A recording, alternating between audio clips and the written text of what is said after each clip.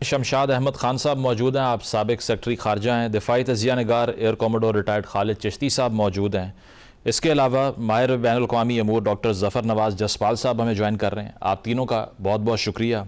खालिद साहब, आपसे आगाज़ करूँगा। डोनाल्ड ट्रंप की स्टेटमेंट्स अगर हम देखें रिसेंटली, तो उसमें डायमेट्रिकली ऑपोजिट बातें भी वो कर चुके हैं। अब वो कह रहे हैं कि 2 से 3 हफ्तों में इस जंग को हम कंक्लूड कर सकते हैं। Do you trust the statement? आपको लगता है कि उसी तरफ मोमेंटम जा रहा है, या फिर जिस तरह से 82nd डिवीज़न की उन्होंने मज़ीद जो डिवीज़न है उसके सोल्जर्स को कॉल अप किया, और इसके अलावा ये भी कहा जा रहा है कि किसी ग्राउंड इन्वेजन का जो एडवेंचर है खार्ग पर या किसी और जजीरे पे हो सकता है, उसमें ज़्यादा लेवरेज दिखाई दे रहा है, या ट्रंप का ये जो बयान है इस पर एतबार किया जा सकता है? बहुत शुक्रिया मुजम्मिल साहब। मैं रात को कोई रिसर्च कर रहा था और मैंने साइड पे एक पेपर रखा कि प्रेसिडेंट ट्रंप ने डेट्स कौन कौन सी बदली हैं और कब कब वो जीत गए, कब कब उन्होंने कहा जंग कब हो सकती है। मैं उधर से पढ़ देता हूँ। 1 मार्च को उन्होंने कहा कि ये जो जंग है हम 4 हफ्ते चलाएंगे। द वेरी नेक्स्ट डे कहा कि 4 से 6 हफ्ते भी चल सकती है। फिर उन्होंने 19 मार्च को कहा कि मैं चाहूँ तो 2 सेकेंड में जीत सकता हूँ ये जंग। फिर 22 मार्च को उन्होंने कहा कि अगर स्ट्रेट ऑफ हॉर्मुज़ ना खोली ईरान ने तो मैं 48 घंटे के अंदर हमला कर दूंगा इसके ऊपर। फिर 23 मार्च को कहा कि हमारे बड़े अच्छे मुज़ाकरा चल रहे हैं। अब जरा आप डेट्स लिंक करते जाएं, एक दिन 24 घंटे के अंदर कह रहे हैं कि 24 घंटे बाद मैं हमला कर दूंगा, 48 घंटे दे रहा हूं, और फिर अगले दिन कहते हैं कि जनाब बड़े बड़े अच्छे मुज़ाकरा चल रहे हैं। फिर 24 मार्च को ही कहते हैं कि ये जो जंग है ये ऑलमोस्ट हम जीत चुके हैं। तो मुझे अभी तक ये नहीं समझ आ रही कि उनकी जीतना किसको कह रहे हैं, एक्सटेंड करना किसको कह रहे हैं, 2 सेकंड किसको कह रहे हैं, और 48 घंटे किसको कह रहे हैं। तो आई थिंक पोल शिफ्टिंग तो वो डे 1 से कर रहे हैं। और एक अमेरिकन प्रेसिडेंट के बारे में ज्यादा मुझे हैरत के बयानात के मुताबिक अमेरिका इस जंग को कंक्लूजन की तरफ ले जा रहा है। लेकिन यहाँ पर सवाल यह है कि जिस तरह ये जंग अमेरिका और इजराइल ने 1 साइडेड तरीके से शुरू की थी, क्या वो इसी तरह 1 साइडेड ख़त्म भी कर सकते हैं? क्योंकि अब तक यही मालूम होता है कि डोनाल्ड ट्रंप ने जंग को जिस तरह बग़ैर किसी क्लियर मोटिवेशन के शुरू किया था और बार बार मोटिव चेंज किया, अब इसको इसी तरह कंक्लूड करना ही इनके पास वाहिद ऑप्शन है, जिससे इनकी फ्रस्ट्रेशन भी साफ दिखाई दे रही है। टेलीग्राफ को दिए गए एक हालिया इंटरव्यू में वो ना सिर्फ नेटो को कागजी शेर करार दे चुके हैं, बल्कि उनके मुताबिक इनका इस अलायंस से भी निकलने का फैसला नजर सानी से आगे आ चुका है। इसके अलावा ना सिर्फ वो नेटो को इस जंग में साथ ना देने पर बुज़दिल करार दे चुके हैं, बल्कि ट्रूथ सोशल पर वो बरतानिया और फ्रांस के खिलाफ भी सख्त ज़बान का इस्तेमाल कर चुके हैं। जिसके बाद यही लगता है कि इस क्राइसिस के बाद वो अलायंस जो कई सालों से चल रहे थे, अब इनमें भी बड़ी तब्दीलियां नज़र आएंगी। इस हवाले से इजरायली वज़ीर आज़म नेतन्याहू भी अपनी तकरीर में ये कह चुके हैं कि ईरान के ख़िलाफ़ वो कई अहम ममालिक के साथ नया इत्तेहाद कायम करने जा रहे हैं। लेकिन वो कौन से ममालिक होंगे, उन्होंने नाम लेने से गुरेज किया। बहरहाल इस क्राइसिस में डोनाल्ड ट्रंप ईरान की लीडरशिप और इंफ्रास्ट्रक्चर को एक बड़े पैमाने पर नुकसान पहुंचाने के बावजूद भी एक कमज़ोर पोजीशन पर दिखाई दे रहे हैं।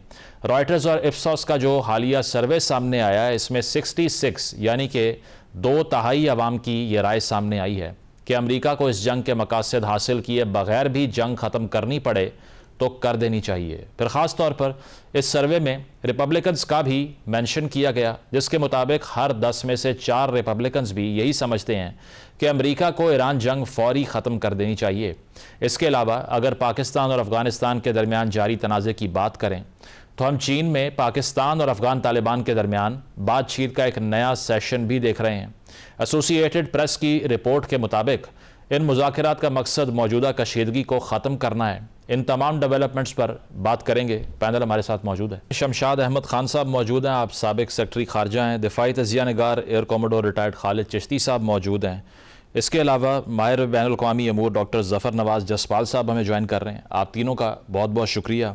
खालिद साहब, आपसे आगाज़ करूँगा। डोनाल्ड ट्रंप की स्टेटमेंट्स अगर हम देखें रिसेंटली, तो उसमें डायमेट्रिकली ऑपोजिट बातें भी वो कर चुके हैं।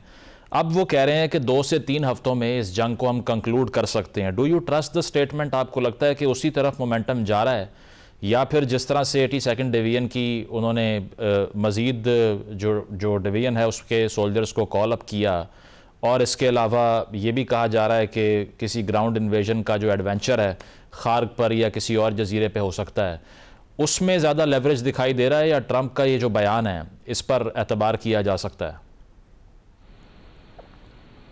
बहुत शुक्रिया मुजम्मिल साहब। मैं रात को कोई रिसर्च कर रहा था और मैंने साइड पे एक पेपर रखा कि प्रेसिडेंट ट्रंप ने डेट्स कौन कौन सी बदली हैं और कब कब वो जीत गए, कब कब उन्होंने कहा जंग कब हो सकती है। मैं उधर से पढ़ देता हूँ। 1 मार्च को उन्होंने कहा कि ये जो जंग है हम 4 हफ्ते चलाएंगे।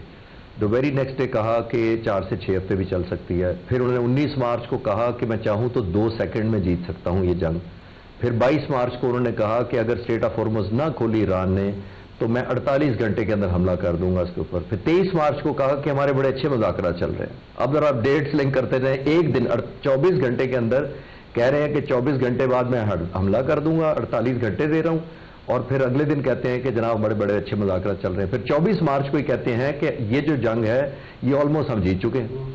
तो मुझे अभी तक ये नहीं समझ आ रही कि उनकी जीतना किसको कह रहे हैं, एक्सटेंड करना किसको कह रहे हैं, 2 सेकंड किसको कह रहे हैं और 48 घंटे किसको कह रहे हैं। तो आई थिंक पोल शिफ्टिंग तो वो डे 1 से कर रहे हैं। और एक अमेरिकन प्रेसिडेंट के बारे में ज्यादा मुझे हैरत ही हो रही है कि कोई छोटा मुल्क हो जिसके लिए शॉक एंड सरप्राइज हो, जिसके लिए मिस कैलकुलेशन हो गई हो, जिसकी इंटेलिजेंस इंफॉर्मेशन सही ना पहुंची हो। प्रेसिडेंट ट्रंप को 18 इंटेलिजेंस एजेंसीज रिपोर्ट करती हैं डायरेक्टली इनडायरेक्टली। वॉर कैसी उन्होंने लड़नी है, उनको कैपेबिलिटी अपना भी पता है, ईरान का भी पता होना चाहिए था। लेकिन जो चीज़ मिसिंग है प्रॉबेबली ईरान का रिजॉल्व है, वो कैलकुलेशन में नहीं आता उस तरह स्टैटिस्टिक्स में। तो आई थिंक ये जो 4 और 6 करके, कभी दूसरी तरफ जब वो ज़्यादा टाइम करते हैं तो उनको लगता है कि ऑयल प्राइसेस बढ़ जाएंगी, एक प्रेशर बिल्ड हो जाएगा, बाज़ाहिर पहले ही शुरू हो चुके हैं अमेरिका के अंदर। तो ये सारी चीज़ों को लिंक करते हुए, और ट्रूप्स ऑन ग्राउंड जिसकी आप बात कर रहे हैं वो तो बहुत ही डेंजरस है। मैंने आज ही अपनी एक डॉक्यूमेंट्री में ये कहा है कि वो सुइसाइडल है शायद उनके लिए, क्योंकि अगर आप कहेंगे तो फिर मैं कंपैरिजन कर दूंगा। ये 82 ब्रिगेड जो एयरबोन है ये इराक में भी उतारी गई थी। 48 दिन तक बमबारी की गई थी नॉन स्टॉप इराक पर, और वो एक कंप्लीट डेजर्ट है और चौथा हिस्सा है ईरान से, यानी ईरान 4 गुना बड़ा है। और अगर बमबारी की जाती इराक के ऊपर की जाती तो वो उस वक्त की गई थी जब 48 दिन तक, और डेजर्ट में ना छुपना जाहिर है एक पॉसिबल था इराकी फोर्सेस के लिए, ना टनल्स थे ना हाइडिंग प्लेसेस थे। ईरान 4 गुना बड़ा है, 50% अनइवन या पहाड़ी टेरेन है। इसके अंदर ईरान की फौज को बहुत बड़ी एडवांटेज है, कंसीलमेंट अच्छी है, टनल्स उन्होंने पहले ही बनाई हुई हैं, स्टेट ऑफ हॉर्मुज़ उनके कंट्रोल में है। तो आइलैंड पर लैंड तो नहीं करना होता, सिर्फ आपने कोई वीडियो तो नहीं लॉन्च करनी है, कैमरामैन को उतारे हो कि हम लैंड कर गए। लैंड करने का मकसद क्या होगा, कोई ऑब्जेक्टिव होने चाहिए। पहले आप उसको स्टेबलाइज करेंगे उतरने के बाद, फिर आप सीज करेंगे कंट्रोल उसका, उसके बाद वैल्यू ऐड करेंगे कि हम आए क्यों थे यहाँ पे। इस दौरान ईरान क्या करेगा, ईरान हिट बैक करेगा, उसको एक टारगेट ऑफ अपॉर्चुनिटी मिल गई है। हम एक और गलती कर रहे हैं समझने में, अगर ये समझें कि स्टेट ऑफ हॉर्मुज़ के अंदर अगर कंट्रोल लिए बगैर अमेरिका ने खार्क पर उतार दिए तो जो दोनों तरफ 30-35 किलोमीटर के और हार्डली 15-20 किलोमीटर दूर लैंड शुरू हो जाती है ईरानी, यानी पहाड़ियां हैं, उसके अंदर से तो मैसिव अटैक हो सके, ड्रोन का भी होगा, रॉकेट लॉन्चर्स का भी होगा उस जगह पर जहां अमेरिकन ट्रुप्स होंगे। तो आई थिंक ये सर्वाइवल बिल्कुल ही ऑप्शन नहीं है अगर प्रेसिडेंट ट्रंप सोचे तो। मेरे जैसे स्टूडेंट को पता है तो उन जैसे जो टेक्नोक्रेट और एक्सपर्ट है वो क्यों नहीं उनको बता